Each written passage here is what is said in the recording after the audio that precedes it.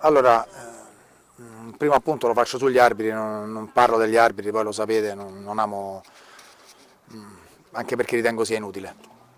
L'arbitro è componente poi della partita che sbaglia, può sbagliare, magari c'è stato un errore da parte sua nei nostri confronti, ma anche viceversa nei confronti della Roma, per cui non è quello che fa vincere o perdere la gara. Sì, stavamo in vantaggio, cosa è mancato?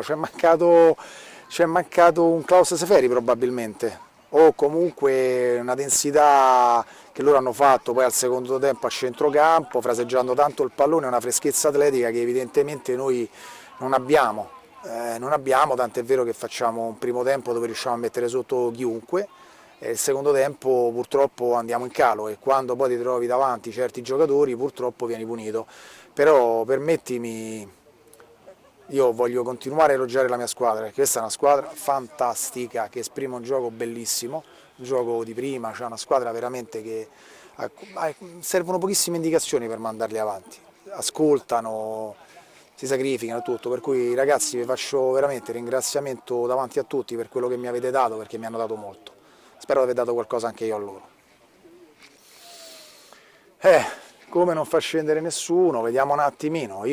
Per me i ragazzi devono essere confermati tutti, perché questi sono ragazzi che comunque, ripeto, hanno fatto il miracolo. Io sono arrivato, mi sembra, correggimi se era l'ottava, no, non mi ricordo, comunque c'erano un punto, si sono messi sotto, hanno rimontato.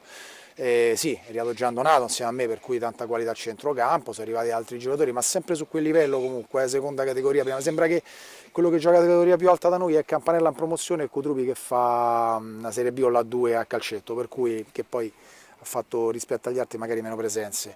E, i ragazzi devono rimanere al Peperino, devono rimanere con noi perché siamo una famiglia e questo è l'unico motivo per cui loro devono rimanere con noi e salteranno a affrontare il campionato nuovamente con qualche giocatore in più perché ci servono comunque. Tutto Grazie lì. a mister D'Amora. Prego. Al prossimo anno.